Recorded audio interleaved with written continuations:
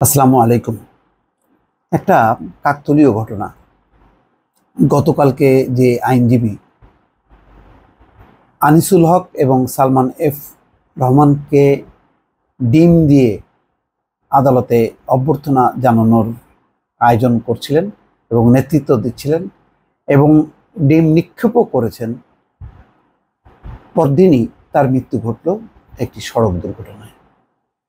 জানি না সেই ঘটনায় বেশ আলোচিত ছিলেন এবং ডিম দিয়ে অভ্যর্থনা জানানোর জন্য সে তার সহকর্মীদের বা সহযোগীদেরকে সংগঠিত করেছিলেন, নেতৃত্ব দিয়েছিলেন এবং যথেষ্ট পরিমাণ সে একটা বলিষ্ঠ একটি পদক্ষেপ নিয়েছিল এবং তাকে বিএনপির সিনিয়র আইনজীবীরাও নিয়ন্ত্রণ করতে পারছিল না, এত বেশি ক্ষুব্ধ ছিলেন।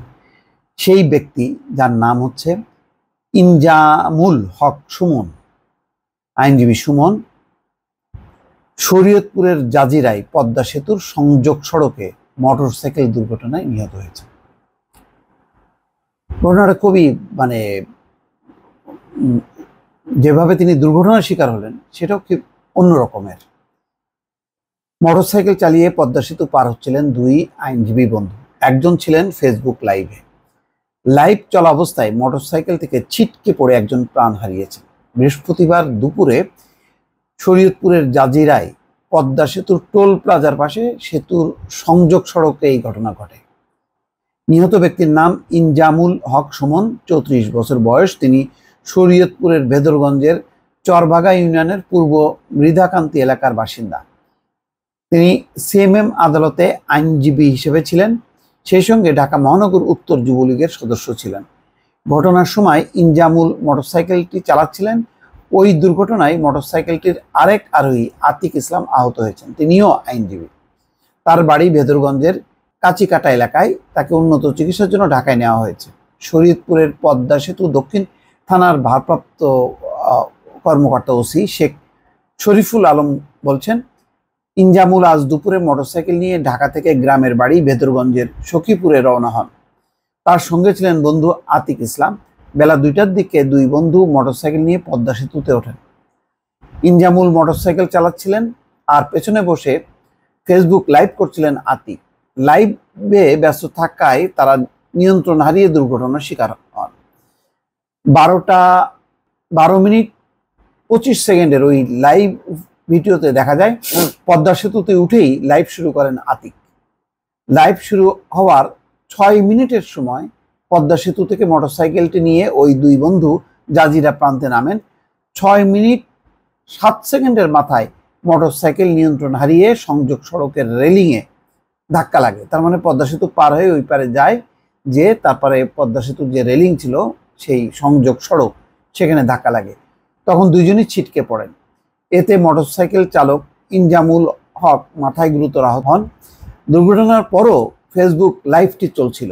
কি দুর্ভাগ্যজনক দেখেন, দুর্ঘটনায় পড়ে গেছে, তারপরও ফেসবুক লাইভটি চলছিল। লাইভ ভিডিওর শেষ অংশে দেখা যায় দুর্ঘটনা দেখে স্থানীয় লোকজন ছুটে এসে তাদের উদ্ধার করেন। আহত দুজনকে জাজিরা উপজেলা স্বাস্থ্য কমপ্লেক্সে নেওয়ার পর চিকিৎসক ইনজামুলকে মৃত ঘোষণা করেন। আতিককে উন্নত চিকিৎসার জন্য ঢাকায় পাঠানো হয়। একটা ছবি দেখেন, ঢাকার সিএমএম আদালতে বিএনপির সমর্থক আইনজীবীদের প্রতিবাদে ডিম হাতে ইনজামুল হক সুমন একটি গণমাধ্যমকে সাক্ষাৎকারও দেন। এদিকে বিদায়ী আইনমন্ত্রী আনিসুল হক এবং সাবেক প্রধানমন্ত্রী বেসরকারি শিল্প ও বিনিয়োগ বিষয়ক উপদেষ্টা সালমান এফ রহমানকে গ্রেপ্তারের পর গতকাল সন্ধ্যায় ঢাকার সিএমএম আদালতে তোলা হয়। দুজনকে, আনিসুল হক এবং সালমান এফ রহমানকে। বিএনপির সমর্থক আইনজীবীদের যে হট্টগোল হয় সেখানে ইনজামুল হক সুমন নেতৃত্ব দিতে দেখা যায়। আনিসুল হক ও সালমান এফ রহমানকে আদালতে আনার খবর জানার পর সকাল থেকেই ওই আইনজীবীরা পচা ডিম হাতে সিএমএম আদালতের সামনে অবস্থান নেন। আইনজীবী ইনজামুল হক সুমনকে ডিম হাতে একটি গণমাধ্যমে সাক্ষাৎকার দেন। তিনি ওই গণমাধ্যমকে বলেন, তারা 18 কোটি জনগণের পক্ষে পচা ডিম হাতে আনিসুল হক ও সালমান এফ রহমানকে অভ্যর্থনা জানাতে জড়ো হয়েছেন। ওই ডিমগুলো পরিবেশ পরিস্থিতি অনুযায়ী হাতে থাকবে নাকি কারো মাথায় যাবে সেটা সময় বলে দেবে, তখন জানান সুমন, ইনজামুল হক সুমন। সন্ধ্যা 6:30টার দিকে আনিসুল হক ও সালমান এফ রহমান আদালতের হাজতখানায় আনা হয়। এ সময় বিপুল সংখ্যক পুলিশ তাদের ঘিরে রাখে। পরে পুলিশ সদস্যরা যখন আনিসুল হক ও সালমান এফ রহমানকে আদালতের সামনে দিয়ে হাজতখানায় নিয়ে যাচ্ছিলেন, তখন একদল আইনজীবী তাদের লক্ষ্য করে ডিম ও জুতা নিক্ষেপ করতে থাকেন। কয়েকটি ডিম আনিসুল হকের হেলমেটেও লাগে। দর্শক, এই হচ্ছে ঘটনা। কি কাকতালীয় ঘটনা যে আগের দিন মানে প্রতিবাদে বিক্ষোভে একেবারে খুবই তার প্রতিবাদী চেহারা ছিল, ডিম হাতে সকাল থেকে অপেক্ষা করলো, ডিমও মারলো। তারপরে পরের দিন একটা অদ্ভুত ধরনের একটা সড়ক দুর্ঘটনায় সে মারা গেল।